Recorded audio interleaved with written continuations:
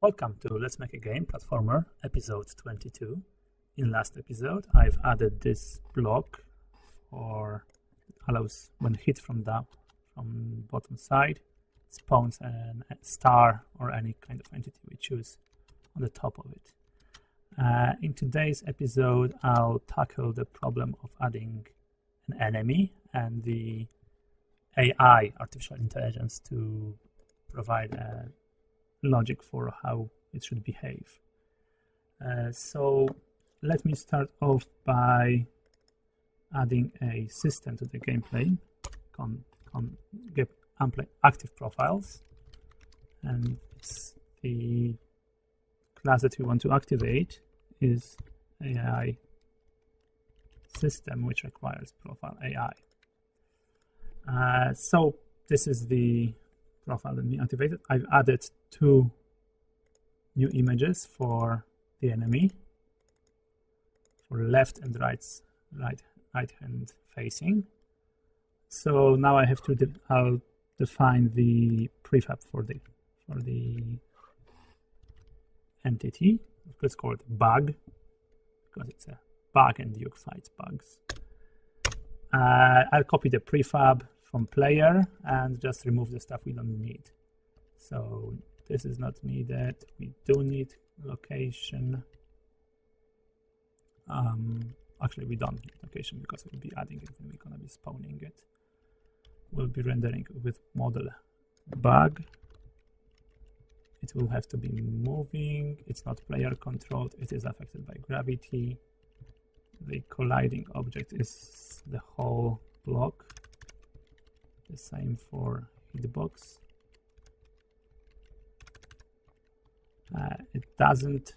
Camera doesn't focus on it. It doesn't collect stuff. It has to be able to rotate, and it should rotate on movement. Okay, so we have a bug here, and now let's create a bug model. So it's going to be the same as the player model, except in here we'll have bug right and bug left. Okay, so now let me modify the level. Let's create a new one from the second one. Let's call it level sample 4. And I will no longer spawn stars or torches. Instead, I will spawn a bug at 5, 1, and 0.5, just like the star before. We were spawning in the middle of a block. We want to do the same thing for the bug, and we want to use the bug prefab for it. Okay, now let me modify the sequence. For testing purposes, to speed it up, I'll just add the fourth one as the only level, and let's see what that did.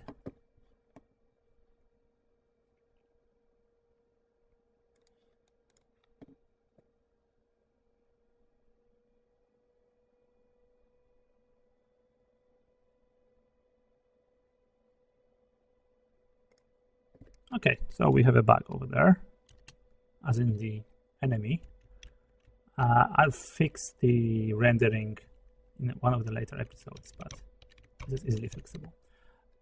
You can also fix it by moving the bug like 0.1 to the back, so rather than 0.5 being the location in the level, here we can use 0.49 or whatever, but let's not do this for now. I'll fix it later.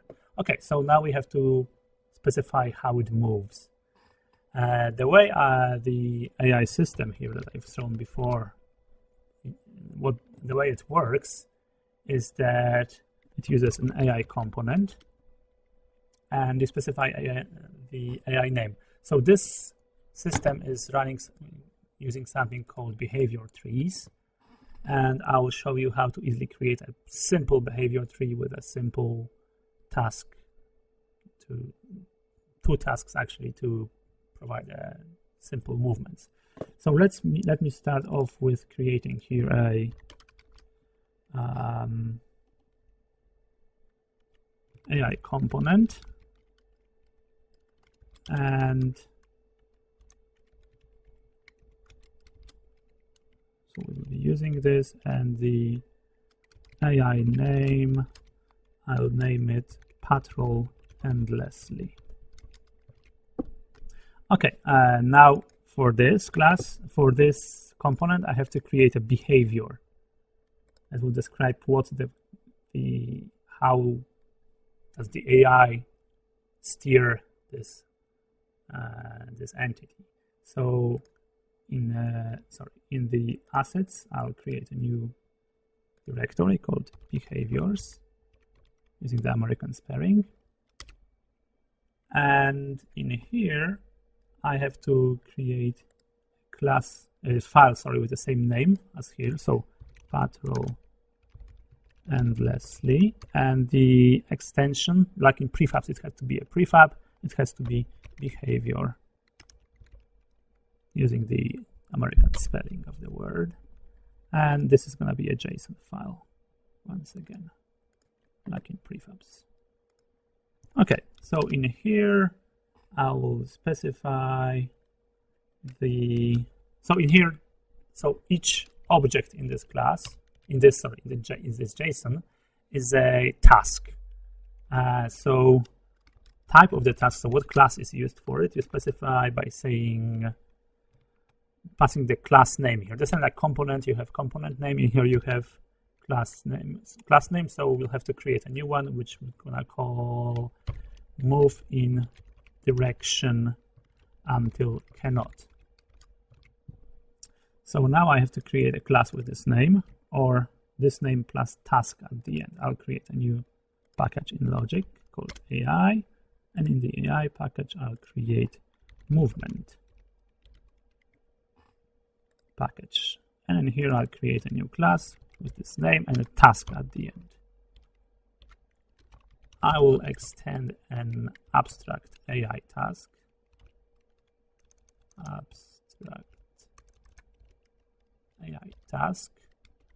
with entity reference, because we are using entities for this, and I have to create a constructor.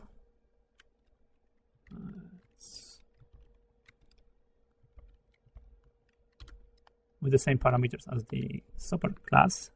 I cannot change this because this class is created using reflections, and it has to know exactly what constructor it is. So this has been. This data contains any information that we pass in the behavior. Here, for example, if we say prop name A, we can extract from it the prop name in the constructor to pass any information we want into the task itself, but we don't need it here. So this class has 3 methods we need to override, which is start task, so which means this is the time when this is being called, first time it's going to be called. Continue task, this is something that's going to be called until this task finishes, once per frame. And this is when the AI system says, okay, actually you have to stop doing what you're doing and quit. Okay, so in here, what we will do is extract so this task will not do the actual movement. It will just tell the rest of the program to actually perform the movement. The way we can do it is by adding a component to an entity. And let me, I'll call it AI apply movement if does not fall component. So I have to create a new class with this name here.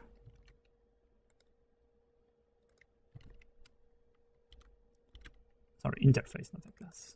Interface has to extend component like every component does. And okay, I have to save it. And in here we return what's the progress of this task. So this has to be moving, and it hasn't finished moving yet. So we have to say, okay, the task is running. Okay, so so in here, I also for the time being say that it's still running. So it's gonna keep moving based on this.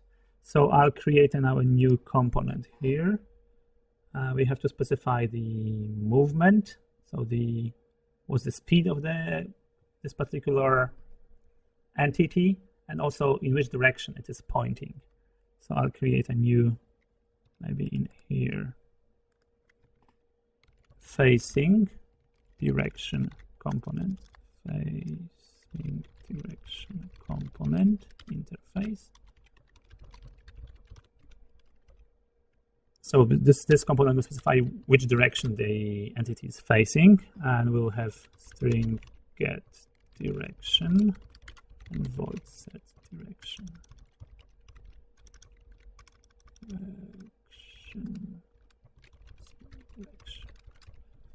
And another component here which will specify the speed of the entity, on the AI entity. I'll call it AI movement configuration component. We can add some other stuff like jumping later on if you want to make some more complicated AI, but for now we'll call it, for now we'll just add get, how did we call it in the player controlled component? Movement velocity, that's it. Okay, so now we can specify the speed of the entity and also which direction it is facing. So I have to now modify this prefab for debug and add these two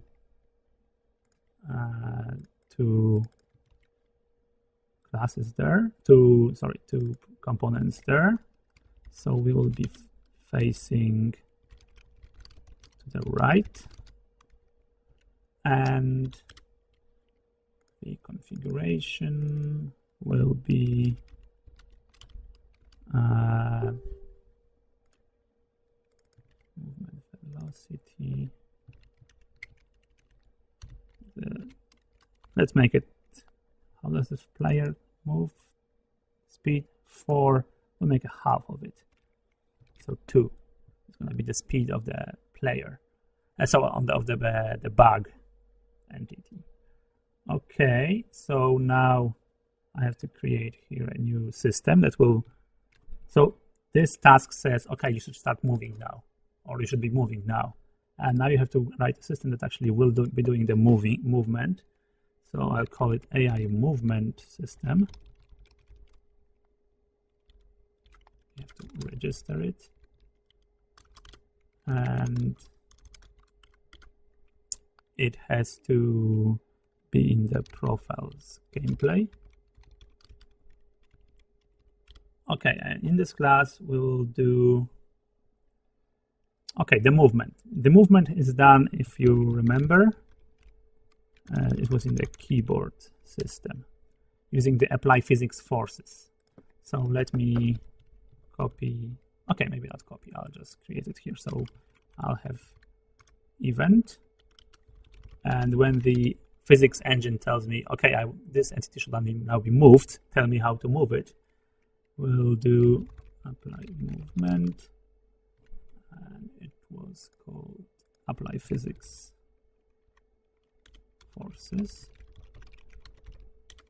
and we are interested in the in AI movement configuration to know what's the speed and also which direction it is pointing.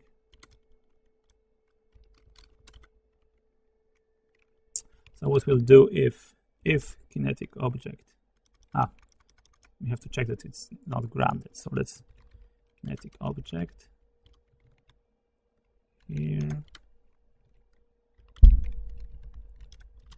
So if, similar to the player, if it's grounded, so it can still move, we will check that the entity has the component AI apply movement does not fall, and if the direction is right, we will set the set base velocity x equal to movement configuration get velocity. Otherwise, we will apply negative velocity, so movement towards the left side. And otherwise, if it does not have this component, that means it should not be moving anymore. We have to set base velocity x to 0. So this is very, very similar to what the keyboard system was doing. So it should not be moving. We have to set it to 0 because otherwise it's continue moving in the direction it was moving before. Okay, that should actually have an effect. Let's take a look at this.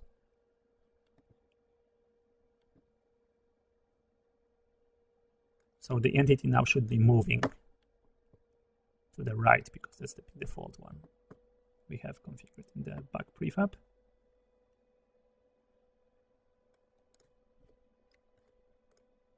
Okay, it is moving. However, the problem is it's falling off the cliff here.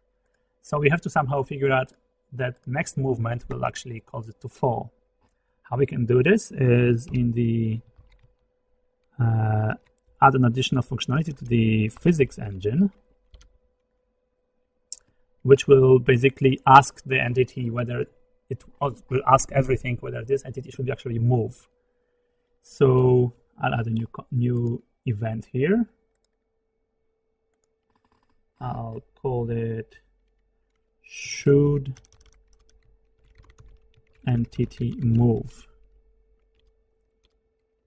and this has to be an event, and we'll pass old grounded,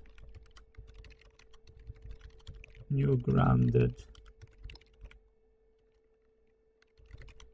old location x, new location x.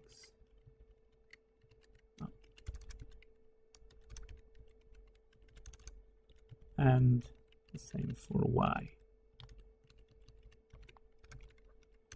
That way we can, for example, freeze an entity in the mid-air by doing and in this an event will have a returned value, which is basically specifying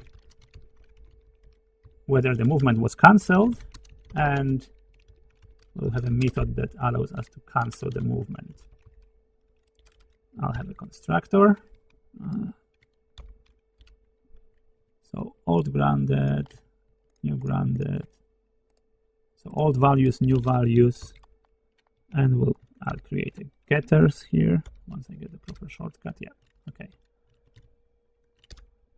Okay, so in the physics system now, so whenever we do a changes to an entity ref, it is not saved until we actually do save changes. So we can send an event here. So old grounded, let me extract it here. So kinetic object is grounded. This is old location x.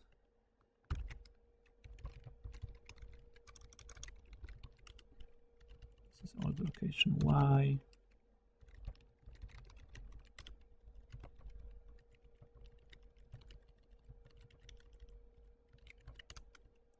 And in here I will pass the values. Old grounded, old location x, old location, new grounded is the kinetic object is grounded, new location x, new location y. Okay, and I'll send it to the entity, kinetic entity send should entity move. And if it's cancelled,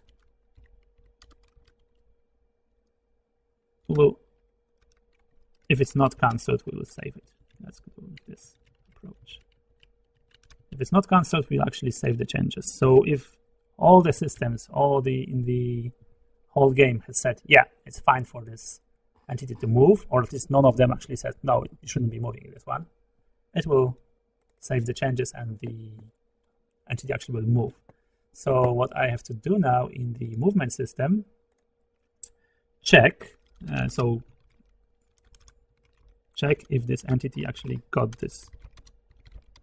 So should move, to decide whether we want this entity to move. And we are only interested in those that have this component. So the ones that actually have to be moving only until they do not fall. So does not fall. So what does fall means is that it was grounded, so was on the ground, and isn't grounded now. So we have to check that the new value is that it's falling, basically, so not grounded, and old value is old grounded. So before it was grounded, so on the ground, and now it's not grounded anymore. And if we do that, we have to cancel the event. Okay, so let me run this. So now the entity should stop just right before it's gonna fall off the cliff. So let's take a look if it works.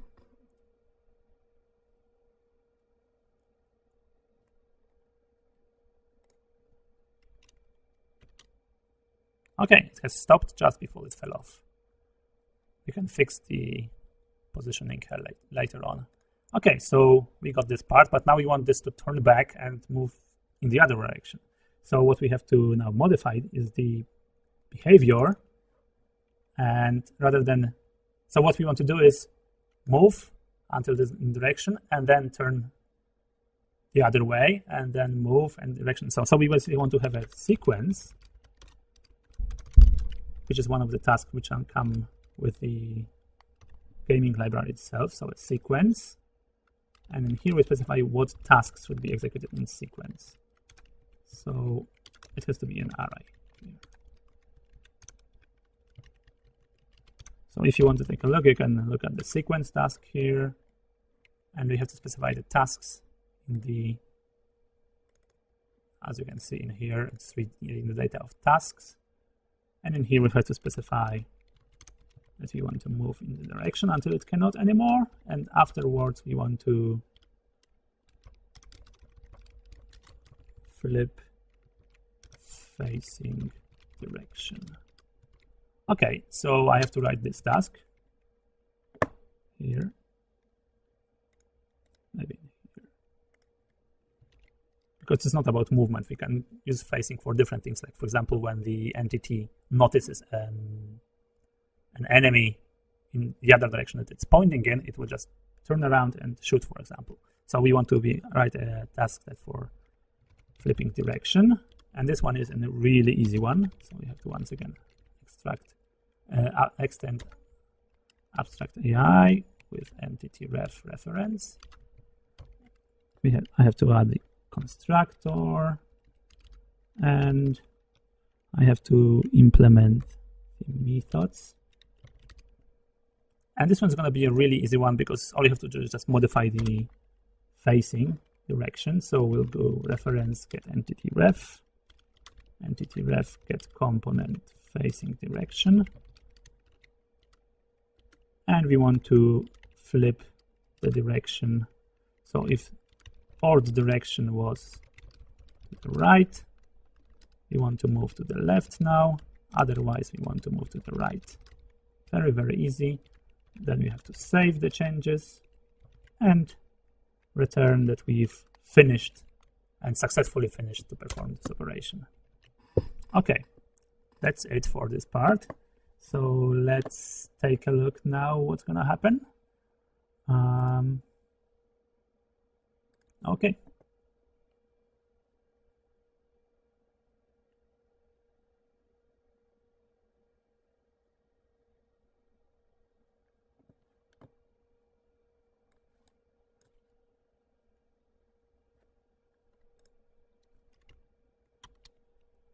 and nothing has changed. Okay, the reason why it hasn't changed is because this task, move on in direction until cannot task, is never finishing with either with success or failure.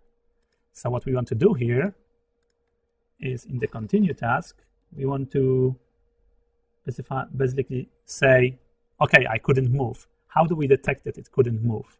Well, we have it here, this information. We canceled here. So what we can do here, we have to tell the task, oh, by the way, this entity cannot move anymore.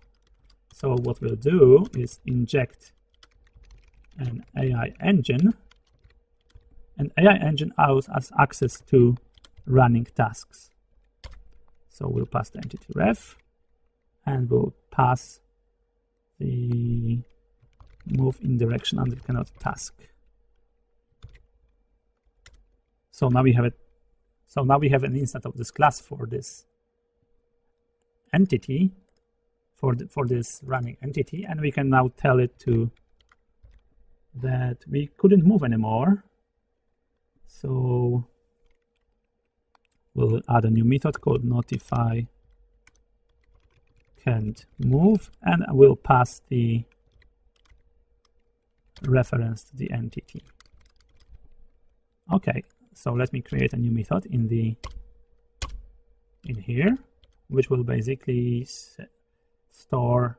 So in here we have to store information for the next time the continue task is going to be called. And how we do that is the reference allows us to store values. So we have to pass the ID of the task, which we do by saying get ID. We have to pass a name of the value we want to store. Let's call it cancelled. And true because it's cancelled. And finally, we have to make sure that we store the new value. This has to be done only when the value is not set by the.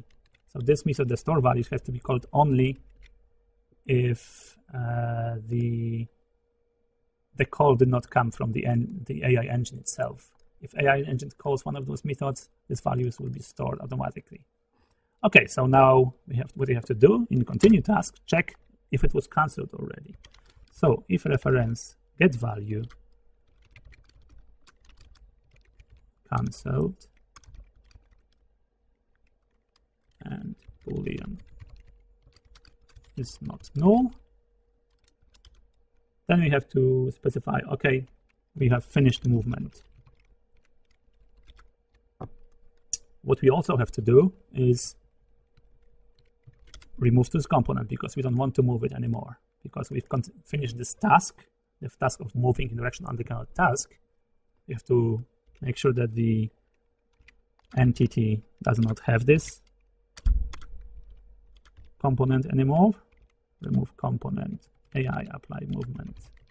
This one, and we have to save changes.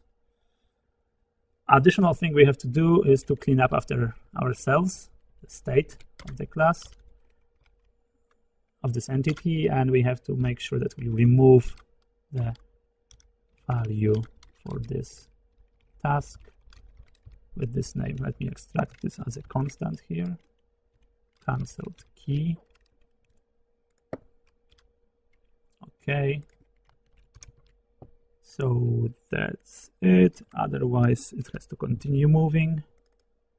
And if something calls this entity to stop moving, so that this task was cancelled, we have to do the same thing here. We have to remove the component from the entity and remove the value if it's stored here. Okay, so now let's take a look. So what should now happen? We should have an entity that moves back and forth on the platform.